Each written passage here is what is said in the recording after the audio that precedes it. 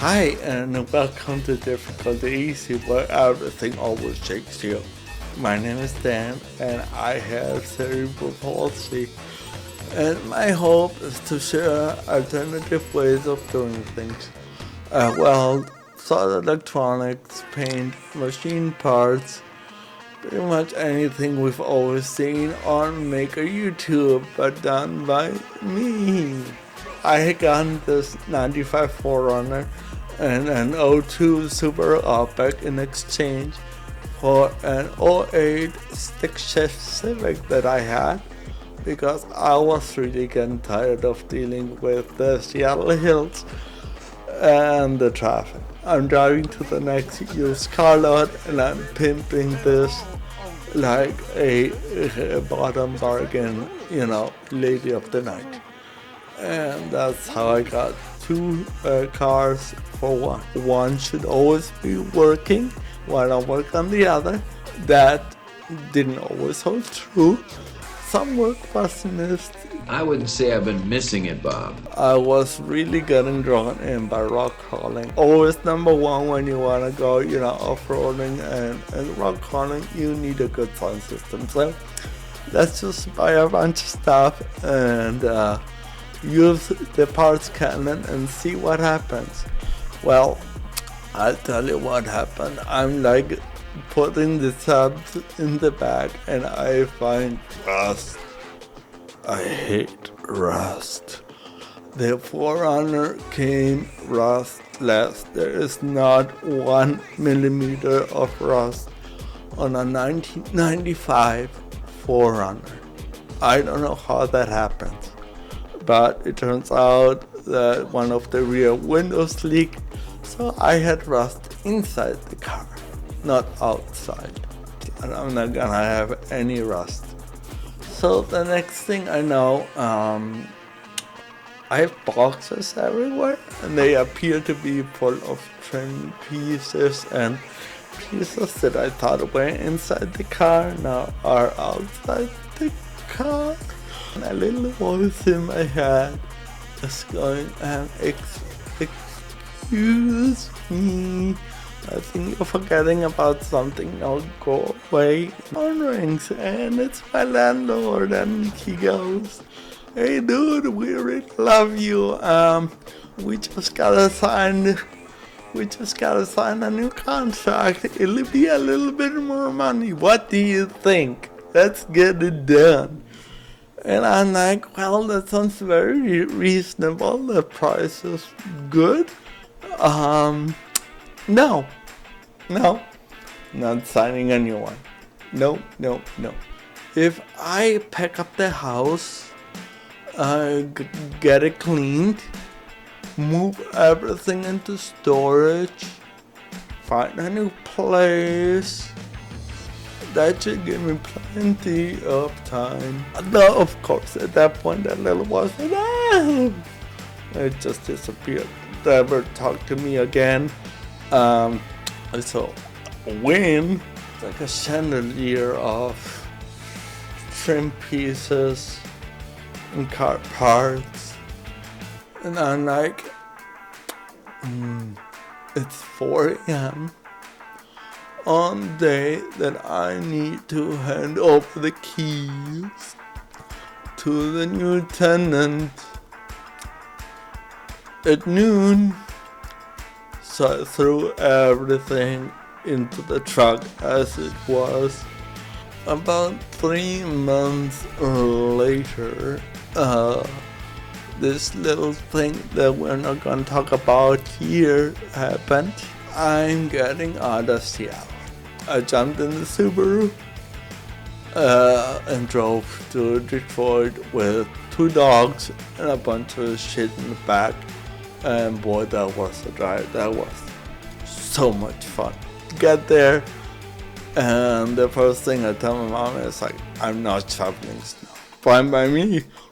Just build a plow then. And she laughed, and I'm like, build a plow, what a great idea. So I did. She chooses her words really carefully now. My mom and I had done a lot to the truck, and she likes working on it with me every now and then, and it's actually a lot of fun to do together. We laugh our asses off. She's great company. Right aligned it, we sound and weatherproofed it, put new vinyl flooring in, new heating, cooling, and vacuum lines. I did that one. She was going for that. I'm like, see ya. New radiator and electric fan, because somebody made a hole in the other one. I don't know who. A new AC compressor and condenser, because again, like, you know, I see a radiator. I just sort of lifted the cap by 4 inches, because I know everybody's gonna love that. That made room, coincidentally, for about 5 kilowatts of aux to battery power. More power, baby. Anyway, so with all that done, you know, I obviously need a way to monitor and control all that stuff. I have some pretty ambitious plans coming up for this thing. I'm just gonna build a touchscreen, and if you ask why, I like you.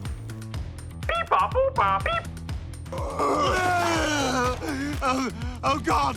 Why didn't anybody tell me? As you can see, I don't like standard stuff. Meanwhile, in my head, here's the component. Ain't nobody got time for that. If you didn't get that, just go to my GitHub. The screen was crap, man. I don't know what they were thinking. I have 2 converters just to get you plugged in. It really didn't work. It really sucked. Well, that was a great start, right? Here comes screen number 2 though. And that one was definitely a heck of a lot better. It just plugs in, it's got a basic UART, you throw in the graphics, and then the Arduino controls them. Easy peasy.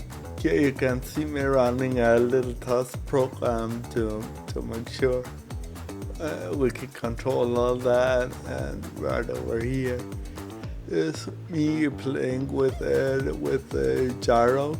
So whenever I move the gyro around, the big image and the little top image there is X and Y. So when the car moves, those images are gonna actually move accordingly. I totally lost the footage for the current clamp, but it was super easy to get up and running, and it's power, ground, and one channel to read it, and yeah, very straightforward. The temperature probe or thermistor or whatever you want to call it is very straightforward. You plug it in into a voltage divider as the unknown resistance, and you add another resistor which you do know the resistance of, and when the temperature goes up and down, you measure that resistance with the Arduino. So here is what that setup actually looks like. You can pause the video and take a look here. It's also further explained in my GitHub. So with your thermistor, you should get some basic values. These are called 10K thermistors, meaning they are 10,000 ohms, 21 degrees centigrade. They should have the resistance values for 2 additional temperatures, and if you know that, you can plug it into this Steinhardt model calculator, and you can get the A, B, and C values for your thermostat that you then plug into the Arduino code. If you don't know those values, you can usually use your room temperature as the 10K value if it's a 10K thermistor. And then what I did for one of them is I ended up using a temperature controlled soldering iron, set it to the lowest temperature, which was right around 100 C. I verified that with my thermal camera, and I took down the resistance value for that. And then for the low temperature, I just got a pack of frozen Sargento cheese,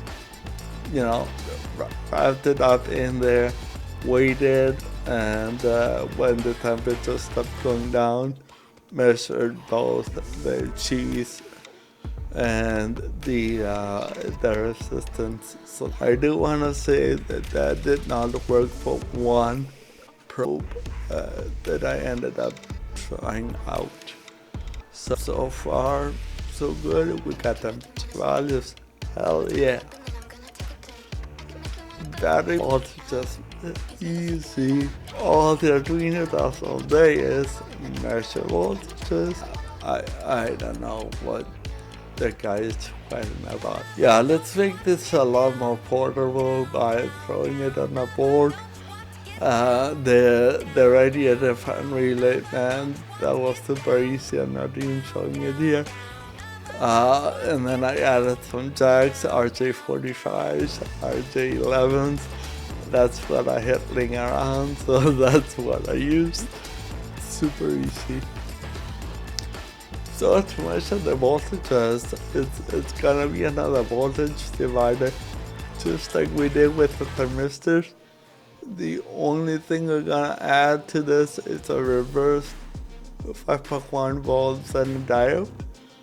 And the diode is gonna go between ground and the measuring point, which is right in the middle of the voltage divider, so that if that ever gets above 5.1 volts, it goes to the ground, which will protect the Arduino. And my voltage input is on one of the legs of the RJ45. Hell yeah, we get voltage, baby. So let's try and do all four now. And man, that really looks like it's going firm, man. Disgusting. So it turns out that didn't work because I added 4 voltage dividers, essentially in parallel. And then the battery, because it's in series, that now also acts in parallel. So yeah, if you don't know, when you put resistances in parallel, they all average out. And on top of that, it shorted the battery. Yep, Picard's face tells it all. So you know what will be perfect? Relays. Check out this relay computer by Dipod. The only thing is that I need 30 samples per second for each line every 5 seconds. And that would sound like this. Yeah, I don't think so. What's like a relay, but what else could I use? I don't know. Oh, I know. How about vacuum tubes?